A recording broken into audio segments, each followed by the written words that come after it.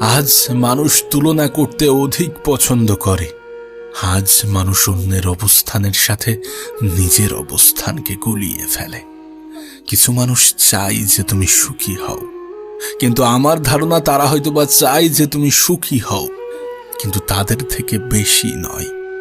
তাই তো তোমাকে বলি যে একাকিত্বকে ভালোবাসো, অনেক বেশি ভালো থাকবে। আর এটা কোনো দুর্বলতা নয়, বরং এটা একটা প্রয়োজনীয়তা, এটা একটা ক্ষমতা। না, এমনটা নয় যে সময় ফুরিয়ে গিয়েছে।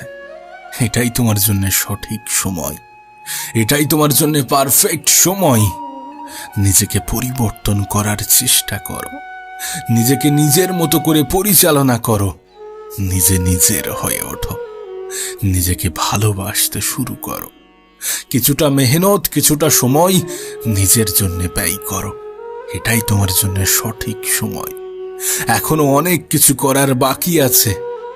যারা হিংসা করে তাদের হিংসার প্রতিদান দেওয়ার বাকি আছে। যারা চায় না যে তুমি সফল হও, তুমি সুখী হও, তাদেরকে দেখানোর বাকি আছে। নিজের স্বপ্নগুলো পূরণ করার বাকি আছে। নিজের জীবনটাকে সুন্দরভাবে সাজানোর বাকি আছে। আমরা অনেক সময় নিজেদেরকে দুর্বল ভাবি, আর আমরা মনে করি যে আমাদের একাকিত্ব আমাদেরকে আরো বেশি দুর্বল করে দেবে। কিন্তু বাস্তবতাটা একটু ভিন্ন। জীবনে ভালো থাকতে গেলে নিজেকে ভালোবাসতে হবে।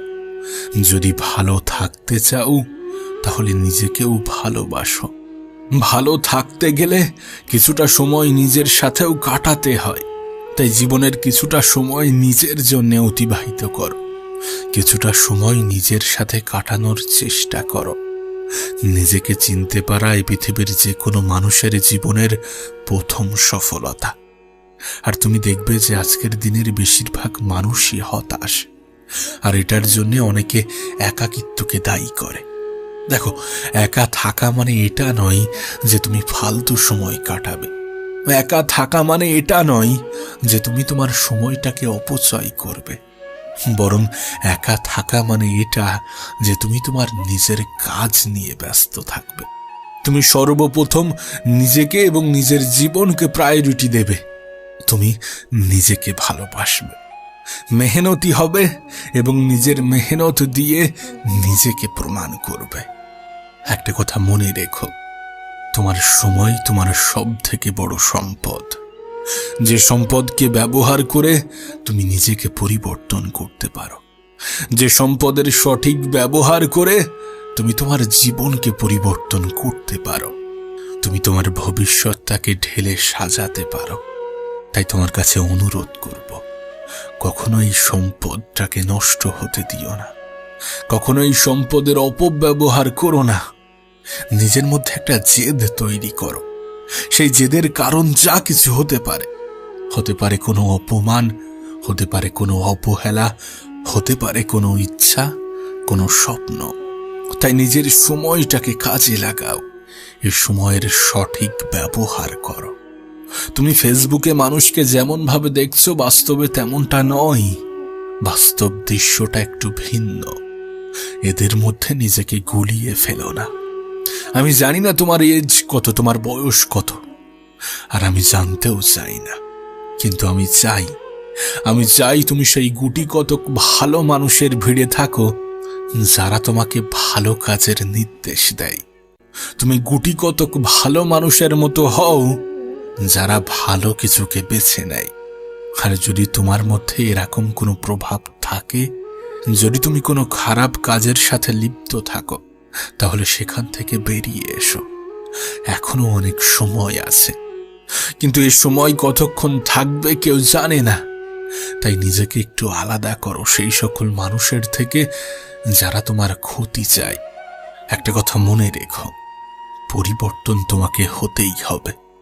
মানুষ দুইভাবে পরিবর্তন হয়, এক নিজে থেকে, দুই সময় তাকে পরিবর্তন করে দেয়। তুমি যদি নিজে থেকে পরিবর্তন হও তাহলে ঠিক আছে, তাহলে কোনো সমস্যা নেই। কিন্তু যদি সময়কে পরিবর্তন করতে হয় তাহলে পিছনের দেয়াল থেকে যাবে। তখন হয়তো বা কিছু করার থাকবে না, তাই সময় ফুরোনোর আগে নিজেকে পরিবর্তন করার চেষ্টা করো। যারা তোমাকে খারাপের দিকে নিয়ে যায় তাদের থেকে দূরে থাকো। নিজের একটা আলাদা জোন ক্রিয়েট করো। নিজের ভালোটা বুঝতে শুরু করো। এখনো সময় আছে। নিজেকে পরিবর্তন করার চেষ্টা করো। তুমি এটা কেন ভুলে যাও যে 10টা খারাপ মানুষের ভিড়ে একজন মানুষের ভালো থাকাটা অনেক বেশি কঠিন? ঠিক তেমনি 10টা ভালো মানুষের ভিড়ে একজন মানুষের খারাপ থাকাটাও অস্বাভাবিক। এবার এটা তোমার উপরে নির্ভর করছে, তুমি কোনটা গ্রহণ করবে, তুমি কাদের সাথে থাকবে। তোমাকে আবারও বলছি, একা থাকা মানে নির্জনে বসে থাকা নয়, সময়ের অপচয় করা নয়, বরং একা থাকার উদ্দেশ্য তো এটাই যে নিজের কাজে ব্যস্ত থাকো। খারাপ জিনিস থেকে ভালো জিনিসে এসে নিজের সময়ের সঠিক ব্যবহার করো।